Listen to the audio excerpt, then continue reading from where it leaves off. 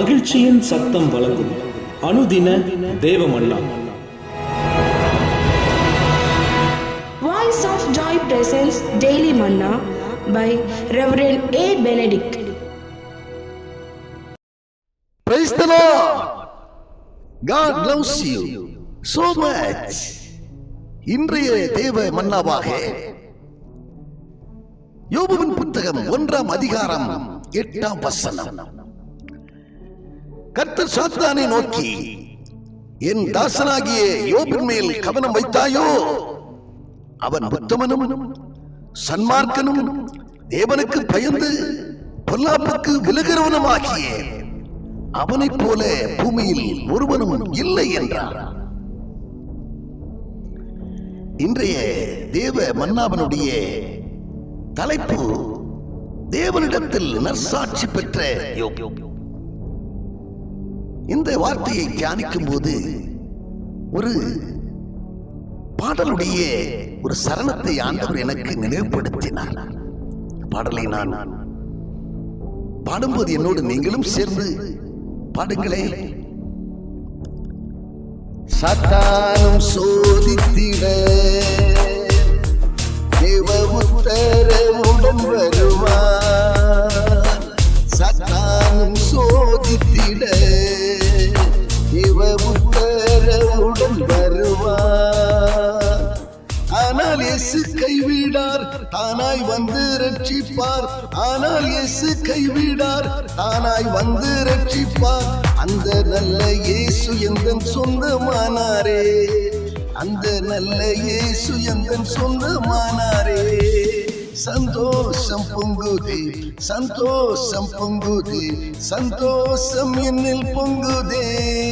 அல்லேலூயா, இயேசு என்னை ரட்சித்தார், முற்றும் என்னை மாற்றினார். சந்தோஷம் என்னில் பொங்குதே.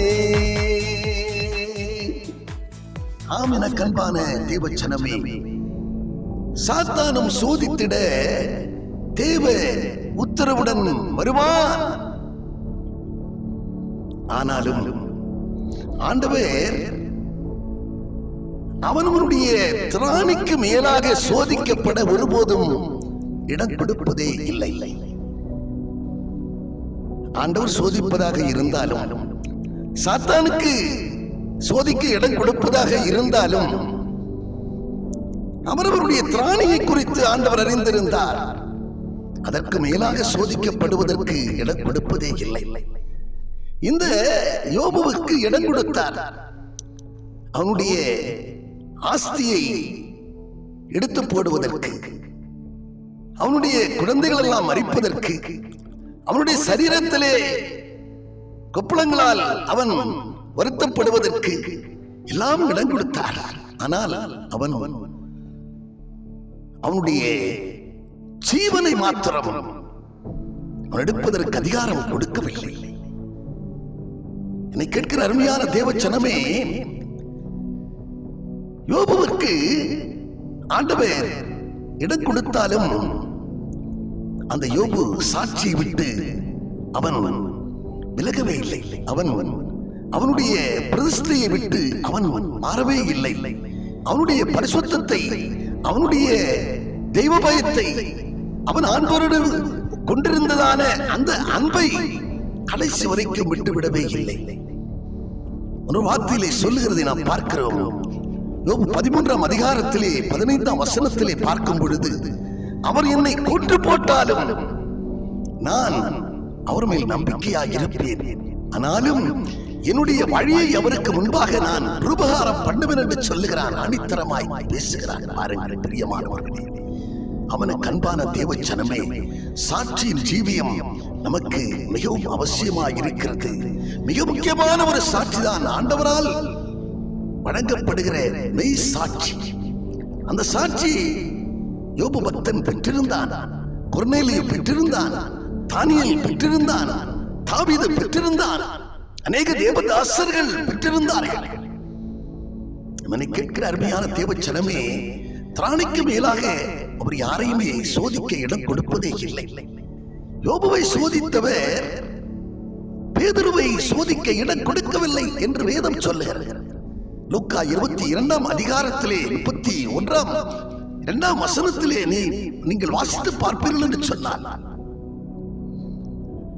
இதோ கோதுமையை சுளகினால் புடைக்கிறது போல சாத்தான் உங்களை சோதிக்கும்படி உத்தரவு கேட்டு வந்தான். ஆனால் நானோ உங்கள் விசுவாசம் ஒழிந்து போகாதபடிக்கு நான் அவனுக்கு இடம் கொடுக்கவில்லை, நான் அவனுக்கு அனுமதி கொடுக்கவில்லை. மாறாக உங்கள் விசுவாசம் ஒழிந்து போகாதபடிக்கு நான் உங்களுக்காக வேண்டுதல் செய்து கொண்டேன் என்று சொல்லுகிறார். என்னை கேட்கிற அருமையான தேவச்சனமே, உங்களுடைய விசுவாசம் என்னதென்று ஆண்டவர் அறிந்திருக்கிறார். இப்படிப்பட்ட விசுவாசத்தை உடையவர்களாக இருக்கிறீர்கள் என்று சொல்லி ஆண்டவர் அறிந்திருக்கிறார். எனவே அவருக்கு தெரியும் யாரை எப்படி சோதிக்க வேண்டும் என்று சொல்லி அவருக்கு தெரியும். அவர் உங்களை சோதிப்பதே அவர் உங்களை சுத்த பொன்னாக மாற்றுவதற்காகத்தான். பக்தன் சொல்லுகிறான் 23ஆம் அதிகாரத்திலே 10ஆம் வசனத்திலே விதமாக அவர் சொல்லுகிறதை நாம் கேட்கிறோம், பார்க்கிறோம். அவர் என்னை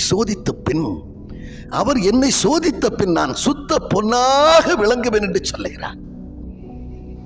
அவனை கேட்கிற அருமையான தேவச்சனமே, ஆண்டவரிடத்திலே நல்ல சாட்சி பெற வேண்டியது அவசியமாயிருக்கிறது. முடிவரைக்கும் அந்த சாட்சியின் ஜீவித்தை காத்துக்கொள்ள வேண்டியது அவசியமாயிருக்கிறது. சோதனை போராட்டங்கள் வந்தாலும் நாம் ஒருபோதும் பின்மாற்றத்துக்கு இடம் கொடுக்காமல், சாத்தானுக்கு இடம் கொடுக்காமல், எப்பேற்பட்ட நேரத்திலும் நாம் அவரை பற்றி கொள்ள வேண்டியது, நம்முடைய விசுவாசத்திலே நிலைத்திருக்க வேண்டியது நமக்கு அவசியமாயிருக்கிறது. நாம் ஜெபம் பண்ணுவோம். பரலோக பிதாவே, விண்ணுக்கும் மண்ணுக்கும் உரியவரே, எங்களுக்கு போதுமானவரே, வாழ்க்கை பயணத்தில் மேகத்தூடாய் வருகிறவரே, எங்களை ஆராய்ந்து அறிந்திருக்கிறவரே, இருதயங்களை ஆராய்ந்து அறிந்திருக்கிறவரே, யோபுவை சோதிக்க யோபுவுக்கு ஆண்டவரே சோத்திரப்பா, யோபுவை சோதிக்க சாத்தானுக்கு இடம் கொடுத்தீர் ஐயா.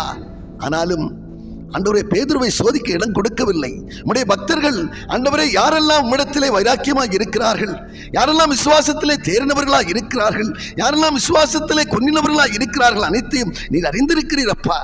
ஆண்டவரே, திராணிக்கு தக்கதாகவே யாவரையும் சோதித்து அறிகிற தேவனாகவும், ஆண்டவரே, அந்த சாட்சியை காத்துக்கொள்ளுகிறதிலே அவர்கள் சிந்தையை செலுத்த நீர் உதவி செய்கிறவராகவும் இருக்கிற என்று சொல்லி நாங்கள் அறிந்திருக்கிறோம் அப்பா.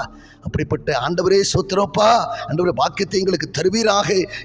எந்த நாளிலும் ஆண்டவரே சோத்திரம், இப்பேற்பட்ட சூழ்நிலையிலும் உம்மை விட்டு விலகாதபடிக்கு எங்களை நீ காத்துக்கொள்ள வேண்டும் என்று அன்பு நேசரே உம்முடைய கரத்தில் எங்களை தாழ்த்தி அர்ப்பணித்து ஜெபிக்கிறோம். இயேசு கிறிஸ்து மூலம் ஜெபிக்கிறோம் நல்ல பிதாவே, ஆமென்.